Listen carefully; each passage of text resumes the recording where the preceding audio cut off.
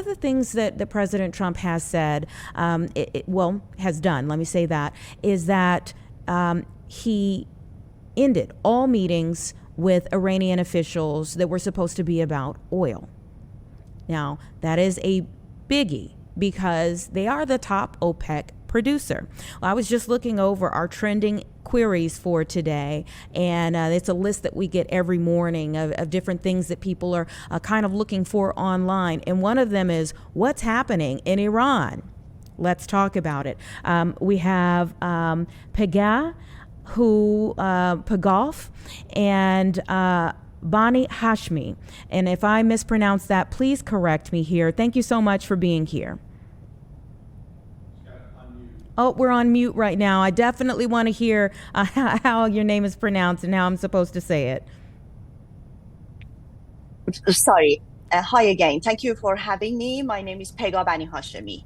So thank you so much for being here. I really appreciate your time. You are a fourth-year doctoral student at Chicago Law. You work in journalism and specifically about international law and constitutional law in the Middle East. So your voice is needed for this conversation. You're a native of Iran. When people ask what's going on in Iran, what's your response?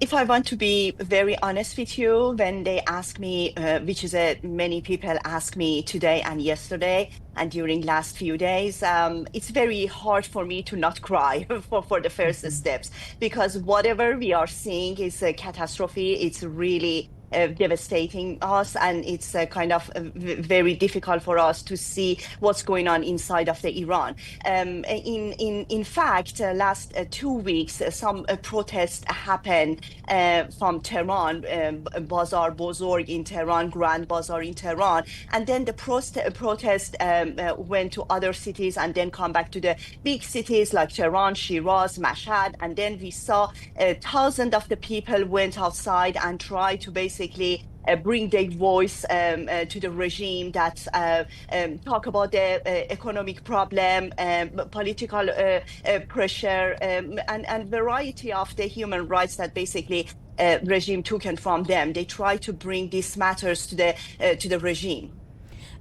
You touched on it just a bit at the end of your statement there, but what are the issues that get people to the level of saying, I want my voice heard, or I'm willing to risk death? It's very big matters to cover it in a very short conversation in a TV interview, of course. But I can tell you what is going on is actually we have a regime that last 47 years after revolution, Islamic revolution that has happened 1979. Basically, we have a regime that more and more doesn't let the people to talk about their rights, talk about the freedom of speech, talk about the the many variety of the citizen rights. This is the problem. But beside of everything, actually, unfortunately, due to many sanctions that has happened to economy of the Iran, plus the lots of corruption that we have inside the regime of the Iran, people getting more and more poorer and poorer. This is how basically put the people in a very pressure to what's going on. This we wanted to basically put the monarchy away and bring a Republican regime and plus the Islamic regime to basically bring equality, bring a lots of rights to us. And now we are going to lose a lots of that. And beside of everything, we have a crisis about the human rights in Iran. If you just look at, for example, the number of the execution, it's massive execution happen every single years, and the human rights organization always cover that. And let me just get to the very right point, to the very present point. Do you know, just a few hours ago, just by the very early morning of the time in US time, is some news has basically released something that is bringing lots of shocks to us. During just last 2 days, 3 days, regime of Iran killed 12,000 civil citizen in Iran. Just the protesters that came to the street, and they are not even armed because we don't have a legal arm rights in Iran. And can you believe it? The 12,000 people just killed by the regime during the last 3 days. This is really shocking. This is how, when I heard for a few hours, I was overwhelmed. I was restless, and I couldn't even believe that what I'm seeing. And plus, again, maybe you heard about this. These last 4 or 5 days, regime of Iran shut down the whole internet inside the country and shut down the whole phones, home phones, mobile phones, landline, everything. This is the 6 days we are starting to have the 6 days that we don't know what's going on exactly inside the Iran. And whatever we are seeing, whatever we can have some news from the Iran, is just come from the people who has the Starlink inside the Iran, and they can release some information for us. So we're really scared at this stage to when the internet come back, what we gonna go to see that? What's gonna be happen at that time then? Yeah, and that kind of touches on what I wanted to ask you next, and that is whether you can even trust the data that's coming out of Iran right now, whether it be the death toll. I mean, do we think it's underestimated or overestimated? Can we trust the data that's coming out of Iran? I mean, the first media, when they release it, basically they said that it's kind of just an estimate, because it's not official numbers, of course. It's something that media and some human rights organization perhaps could do the fact checking and release it. But today, it's other basically medias came out and said 12,000 is not the accurate number. We have like a 15,000 or maybe even more. But let me tell you something. It's really, really sad for me, and it's very difficult for me to not cry from your camera, actually, because whatever we are saying is the bodies just killed, and in a dead body full of the blood lying over some buildings. This is how we are seeing. This is how the videos release, actually, and it's unbelievable. I mean, I don't think we never had 12,000 killed in Iran history, even when we have a war between the Iran and Iraq for 8 years. I don't think if during the 2-3 days we have like this much of the numerous killed body in front of our eyes.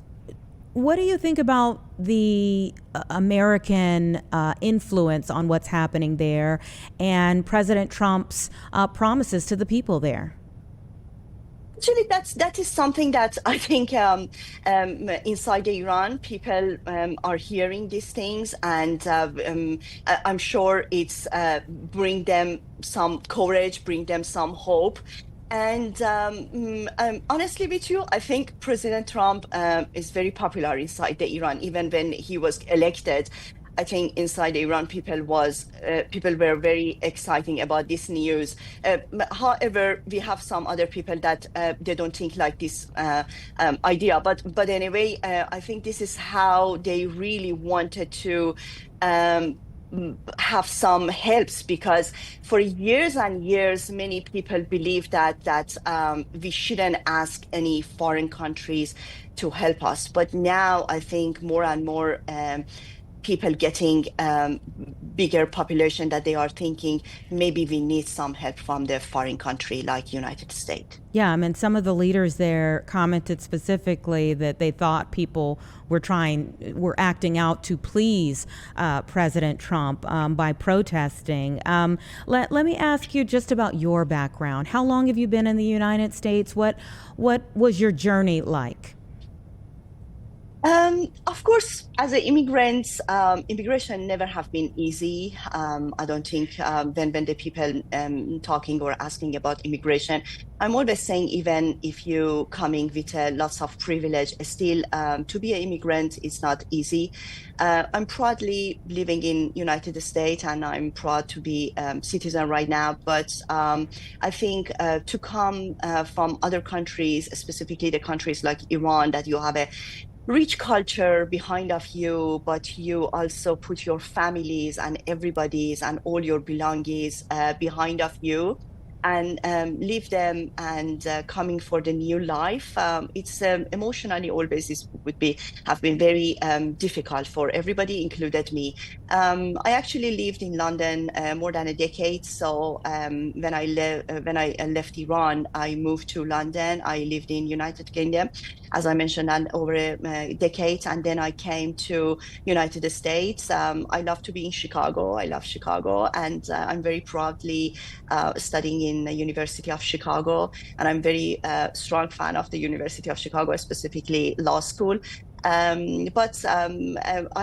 read a sentence in social media regarding the situation that it's somebody said basically we are living here physically, but our hearts and our minds are living in Iran. So that's very true actually, because we are safe here. We know nothing happening here, but when we see what's going on inside Iran, it's very painful for us, and that's more painful when I can see, for example, I cannot help the people inside the country more than this. I'm trying to writing a lots of article. I'm trying to bring a lots of academic article, academic talk, but still I think I wish I could do something even more. I'm sure it's so hard for you, but thank you for using your voice today. I appreciate it, and I'm sorry for what you're watching your people go through in Iran. Thank you so much for covering this news, and it was very nice to see you. Absolutely. Take care. Thanks for watching Fox 32 Chicago. Subscribe now for the stories that matter, and never miss what's next.